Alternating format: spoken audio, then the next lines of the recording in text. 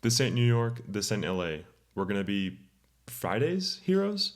In an oddly scheduled Friday the 13th match, the San Jose Earthquakes travel up to Portland, and despite the Portland refereeing curse continuing, the Quakes come out with a golden point after a true Goonies moment equalizer in the 93rd minute from Preston Judd. My name is Kevin, I'm joined by Luis, and together we're the Quakesaholics. Today we'll be talking about the 1-1 draw between the Quakes and the Timbers. So, Luis, what are your initial thoughts on this game? Yeah, I mean, I think it was a fantastic result at the end of the game. I was very happy to get that point.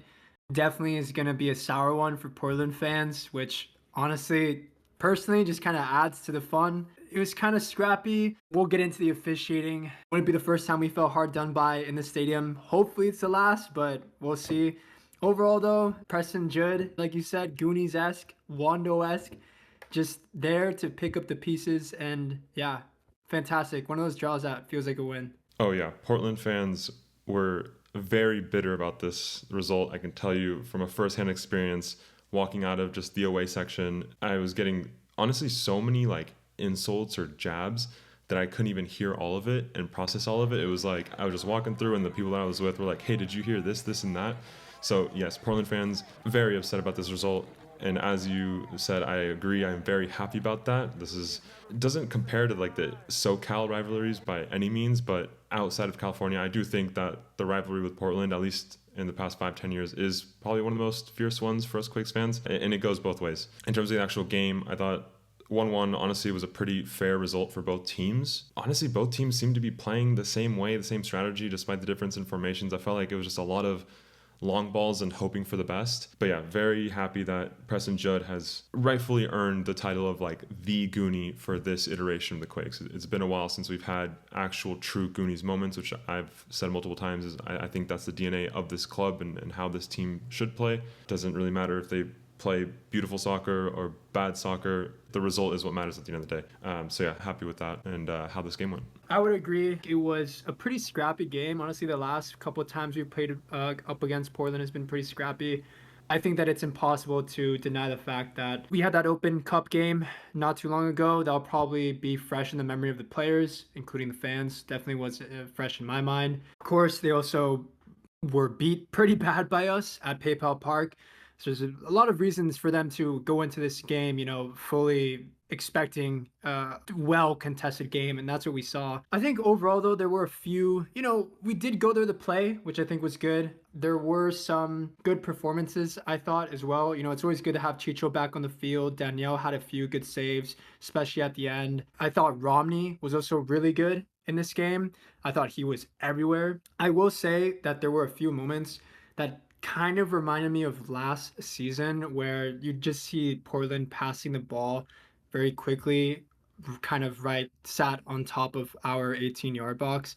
And it just felt like maybe Rodriguez or a few of the players were just kind of like scrambling a little bit. But I thought even in those moments, and like you said with the aerial balls as well, Romney was always there to put out fires, always there to head things away, trying to connect up the field as well. What about you? What kind of positives did you see from any players in particular? Individually, I do agree Romney was a rock the whole game, looked very good. I mean, with how the game unfolded, probably a lot of people won't agree with this, but I did think that Harks did play a good game if you remove the lapses in discipline. If he hadn't gotten those yellow cards, which maybe a little bit questionable. I think perception of his match performance would be a lot different. Doing a lot defensively, a lot offensively is something we've seen, all season long. And then, yeah, up top, Espinosa and Chicho, they did what they regularly do. It's unfortunate that they weren't able to combine for a goal, but it's just kind of how it goes sometimes, right? Yeah, I also think LaRue, there was one moment very early where I think he got like stripped of the ball,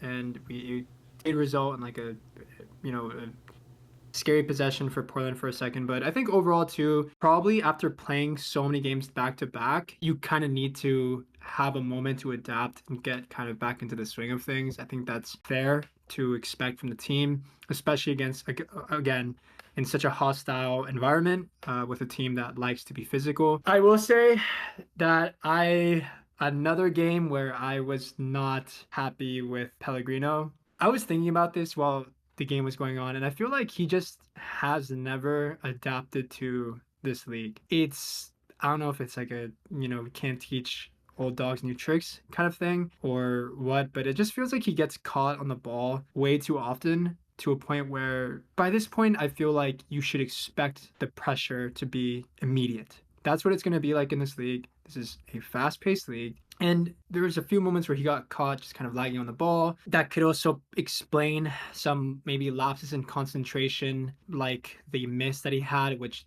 did not look good on TV. I do think it's one of those misses that is like harder than you'd expect it to be, just because it was coming at him with pace in the air, and it is easy on those kinds of opportunities to kick just accidentally just have the ball like fly off your foot and go like 10 yards over the crossbar or whatever. But from what he had going on in Bodo Glint, he was a very good finisher, and it just feels like he gets in good positions, but when the ball actually comes to him and it comes time to make the right decisions, he just can't seem to a lot of the time. So that was kind of disappointing.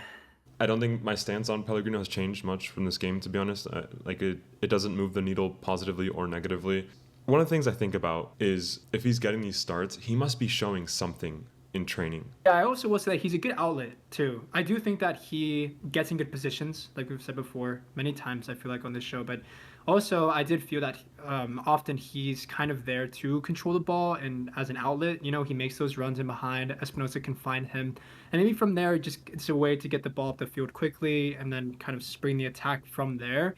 I do think he does provide that well, but in terms of the actual finishing of plays, that's where we kind of see some lacking. But it's not like he's useless. I also think that's kind of going too far. Yeah, and I think that's also what I was trying to allude to, is that Bruce must see something in him, and it must be serving that function if he's repeatedly being called up into the starting 11.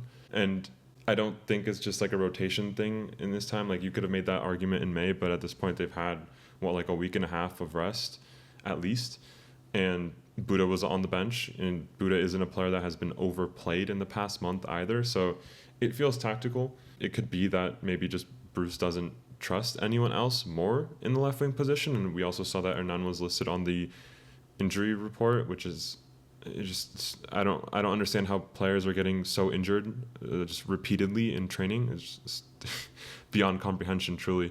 Yeah, and like you said, I don't know what's going on. I don't know if we're just doing I don't know, like MMA as cardio or what's happening, but like the fact that everyone's just injured all the time is kind of crazy. Um, And then speaking more generally about negatives, I didn't feel like there was anyone else that played necessarily like a bad game, but something I wasn't particularly fond of was overall how the defense played. I think individually all the players played fine, but it is a little bit nerve-wracking to see our defensive line being pushed up so high game after game, especially when you think about the last game we played in St. Louis. Both the goals that we conceded was because our defense was pushed up super high, and we just had two balls that go way over the top. A defender can't win that one-on-one, they get beat, and then a goal comes in. And although the goals in this game didn't come directly from a play like that, there were moments where the defense did fail and we got saved by a very close offside. And so, yeah, I can give credit to okay, they did the offside correctly, but I feel like we've been seeing this a lot now, and when we go up against these teams that have very fast front threes, like Charlotte, for example, right? Sporting Kansas City. Those are teams that have blown us out, and I think that we were also lucky in this game that that didn't happen. Yeah, I actually also, I mentioned earlier in the video, I feel like there were a few moments where players were caught kind of like scrambling. I feel like another part of that is the fact that because we have our lineup so high, when the ball is coming up over the top and maybe everyone just has to sprint and get back and kind of go into like a more set like defensive block stage of defending. I feel like that should come with like a mental calmness at times, if that makes sense. But I feel like in those moments where we should kind of be set in our block and just defending with, like our midfield and back line, there still seems to be like a angst about it. I don't really know how to like how to put it into words, but it just feels like there's not really like composure that should be there when you have all those numbers back. I wonder if part of that is because of the fact that, it is kind of like you kind of just have to put the red alert on when you're running back, and because the ball's coming over the top, which makes sense, right? It allows us also to possibly win the ball up high and whatnot. But in those moments where we have numbers back, I feel like there should be that kind of calmness there as well. That sometimes I feel like we don't have. Maybe it's just kind of like a symptom of a continuous problem that we're still trying to, get fully a hang of and from last season. But yeah, definitely agree with you. There were some shaky moments during this game. Coming back to like the game more generally, I think as much as we might not want to, I think the officiating obviously did play a big role. You were there, you were in the stadium. I was watching from San Diego in my bedroom. What was that moment like for you? And was it a foul? In terms of officiating, yeah, we've seen this, or at least it feels like we've seen this multiple times and across multiple seasons. And I don't know why it's just particularly against Portland that it feels like this comes up. That I just feel like Quakes fans think that there's a script. Like we're actually, like after every Portland game we play, we're more and more convinced that there truly is a script, which sounds absurd. The referee in this game, you look at some of the fouls. He gave us 4 yellow cards in total. Didn't give any yellow cards to Portland, as far as I remember. And the yellow cards that we were given honestly looked really weak. The first Harks yellow, I understood. Harks lifts his leg, kind of leaves it up. He just can't move his leg back quick enough. It's just not going to be physically possible. It's unfortunate. But then the second yellow card that Harks picks up, it really feels like it was Chara, right? The Portland player. I feel like he really just sold it to the Yeah, ref. absolutely. I think about those plays. I'm like, okay, if the jerseys were reversed, would that be a yellow? And at this point, like I don't believe that it would be yellow. It sounds It wasn't stupid. even a foul, dude. Yeah, That yeah, was not even a foul. yeah. I think actually Pellegrino got pushed in the box, right? And there was no call, no review, nothing, right? Correct. By Mosquera, who ended up scoring a goal. Yeah. Yeah. So it's just those moments that add up, and especially over all these games against Portland, it's just like, what is wrong with this officiating? Yeah, they did say in the commentary that this particular referee apparently that was his fifth red card in 11 games. Like I said at the beginning, this was always going to be a scrappy game just because of the game last time we played here and again the Open Cup game. It was always going to be a physical matchup, but the referee was just like one of those where I think he just didn't really have control of this game. At the end of the day, I do think that made the point that much sweeter.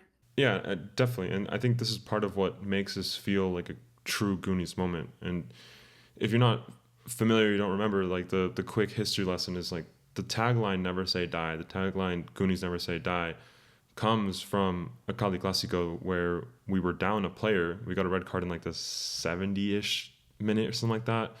We're trailing, and then we get 2 goals in stoppage time to win the game.